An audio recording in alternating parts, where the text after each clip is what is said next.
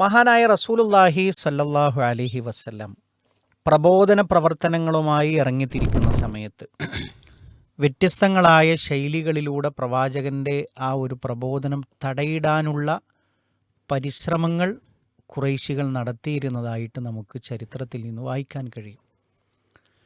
ഈ ഒരു ചരിത്രങ്ങളുടെയൊക്കെ പിന്നിലുള്ളത് പ്രവാചകൻ സ്വല്ലല്ലാഹു അലൈഹി വസല്ലമയുടെ സീറ കേൾക്കുമ്പോൾ വിശ്വാസികളെ സംബന്ധിച്ചിടത്തോളം ഈമാനികമായ ആവേശവും അതേപോലെ തന്നെ നമ്മളുടെ ജീവിതവുമായി ബന്ധപ്പെട്ട ഒരു താരതമ്യത്തിനും ഈ സീറകൾ ഉപകരിക്കും എന്നുള്ളതൊരു യാഥാർത്ഥ്യമാണ്. അതിനാലാണ് ഈ പ്രവാചകൻ സ്വല്ലല്ലാഹു അലൈഹി വസല്ലമയുടെ ചരിത്രം നിങ്ങളുടെ മുമ്പാകെ പരാമർശിക്കുന്നത്. അപ്പോൾ ഭാഗം ഇതാണ്. പ്രവാചകൻ സ്വല്ലല്ലാഹു അലൈഹി വസല്ലമ ദഅവത്ത് നടത്തുന്നു. ആ ദഅവത്ത് കേൾക്കുവാനും അറിയുവാനും സമൂഹത്തിൻ്റെ നാനാഭാഗങ്ങളിൽ നിന്നുള്ള ആളുകൾ രഹസ്യമായും പരസ്യമായും കടന്നു വരുന്ന ഒരു ഭാഗമാണ് നമുക്ക് കാണാൻ കഴിയുന്നത് തുടക്കത്തിൽ തന്നെ. അപ്പോൾ ഇതിനെ ഏത് വിധേനയും തടസ്സപ്പെടുത്തുക എന്നുള്ളത് ഒരു ടാസ്ക്കായി, ഒരു ലക്ഷ്യമായി കരുതി പോരുന്ന ആളുകളാണ് മക്കയിലെ മുശ്രിക്കുകൾ. അതിന് അവർ വ്യത്യസ്തമായ ശൈലികൾ സ്വീകരിച്ചിരുന്നു. അപ്പോൾ അതിൽ കഴിഞ്ഞ നമ്മളുടെ ലൈവിൽ നമ്മൾ പറഞ്ഞിരുന്നു, അതായത് മുഹമ്മദ് നബി സല്ലല്ലാഹു അലൈഹി വസല്ലമയുമായിട്ടൊരു അണ്ടർസ്റ്റാൻഡിങ്ങിലെത്തുക. നിനക്ക് എന്താ വേണ്ടത്, അത് ഞങ്ങൾ തരാം. പിന്നീട് അവർ മാറ്റി മറ്റൊരു ഓഫർ കൊടുത്തു. എന്ത്?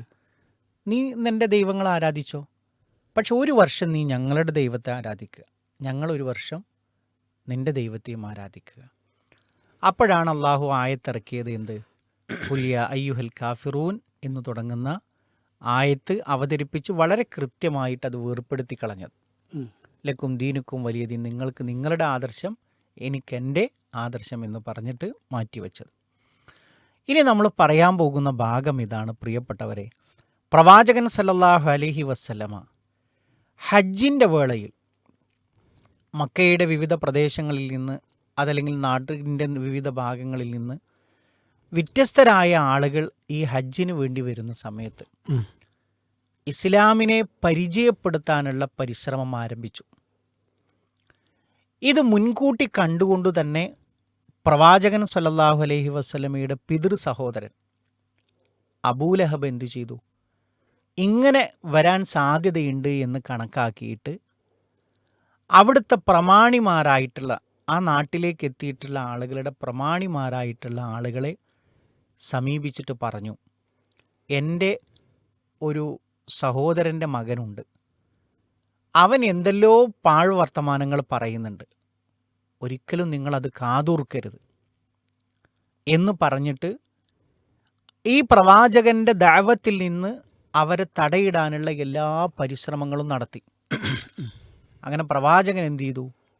പ്രവാചകൻ സല്ലല്ലാഹു അലൈഹി വസല്ലം ഈ ആളുകൾ തടിച്ചുകൂടി നിൽക്കുന്ന സമയത്ത് നമുക്ക് ഹദീസിൻ്റെ ഗ്രന്ഥങ്ങളിലൊക്കെ കാണാൻ കഴിയും.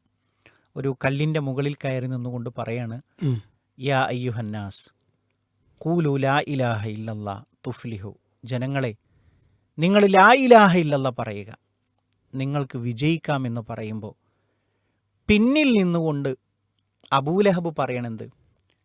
ഇവൻ കള്ളനാണ്, ഇവൻ പറയുന്നത് നിങ്ങൾ വിശ്വസിക്കരുത്, ഇവൻ പാഴ്വർത്തമാനങ്ങൾ പറയുന്നവനാണ്, നിങ്ങൾ ഒരിക്കലും അത് കേട്ടുപോകരുത് എന്ന് പറയുന്ന ഒരു ഭാഗം നമുക്ക് കാണാൻ കഴിയും.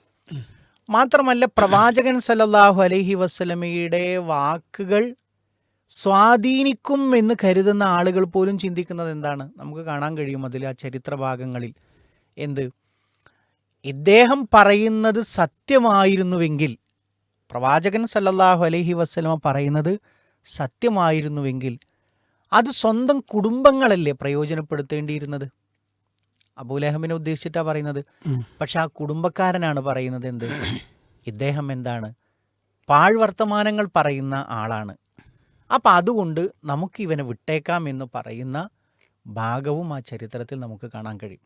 പക്ഷെ പ്രവാചകൻ സല്ലല്ലാഹു അലൈഹി വസല്ലമയുടെ നിലപാടെന്തായിരുന്നു? അത് ഇതിൽ വളരെ പ്രധാനമാണ്. അബൂലഹബ് ഇങ്ങനെ ചെയ്യുന്നു എന്നുള്ളത് കൊണ്ടോ അബൂലഹബ് ഇങ്ങനെ വിളിച്ചു പറയുന്നു എന്നുള്ളതൊന്നും ഒരിക്കലും പ്രവാചകൻ സല്ലല്ലാഹു അലൈഹി വസല്ലമയെ അലോസരപ്പെടുത്തിയില്ല. പിന്നെയോ പ്രവാചകൻ എന്തൊന്നാണോ തന്നിൽ ഏൽപ്പിച്ചത് അത് പറഞ്ഞുകൊണ്ടേയിരുന്നു. എന്താണ് ഏൽപ്പിക്കപ്പെട്ടത്? ലാ ഇലാഹ ഇല്ലല്ലാ എന്നുള്ളത് അള്ളാഹുവിനെ മാത്രമേ ആരാധിക്കാവൂ, ആരാധനക്കർഹൻ അള്ളാഹു മാത്രം എന്നുള്ള ആ മഹിതമായ ആദർശം അത് ജനങ്ങൾക്ക് എത്തിച്ചു കൊടുക്കുക എന്ന ഒരു വലിയ ഒരു ഭാരിച്ച ഉത്തരവാദിത്തം, ആ നിർവഹണത്തിൽ പ്രവാചകൻ വ്യാപൃതനായി എന്നുള്ളതാണ് ചരിത്രത്തിൽ നമുക്ക് കാണാൻ കഴിയുന്നത്. അപ്പോൾ അതങ്ങനെ വ്യാപൃതനായി കഴിഞ്ഞപ്പോഴോ തങ്ങളുടെ പരിശ്രമങ്ങളൊന്നും മുഹമ്മദിനെ തളർത്തുന്നില്ല, മുഹമ്മദിനെ പുറകോട്ട് വലിക്കുന്നില്ല എന്ന് മനസ്സിലാക്കിയപ്പോൾ എന്ത് സംഭവിച്ചു? സ്വാഭാവികമായും ആ ഒരു എതിർപ്പുമായിട്ട് വന്ന ആളുകൾ അതിൽ നിന്ന് പിന്മാറുന്നതാണ് ചരിത്രത്തിൽ കാണാൻ കഴിയുന്നത്. പ്രവാചകൻ സ്വല്ലല്ലാഹു അലൈഹി വസല്ലമയുടെ ഭാഗത്തുനിന്ന് നോക്കുമ്പോൾ പ്രവാചകൻ്റെ ഈ ഒരു ആജ്ഞ കേട്ടിട്ട് ജനങ്ങളെ, നിങ്ങൾ ലാ ഇലാഹ ഇല്ലല്ലാഹ് പറയൂ, നിങ്ങൾക്ക് വിജയിക്കാമെന്ന് പറയുന്ന ആ ഒരു ആദർശം കേട്ട് അത് പഠിക്കാനും അത് മനസ്സിലാക്കാനും വരുന്ന സുന്ദരമായ മുഹൂർത്തങ്ങളാണ് നമുക്ക് ഇസ്ലാമിക സീറയിൽ നിന്ന് നമുക്ക് കാണാൻ കഴിയുന്നത്.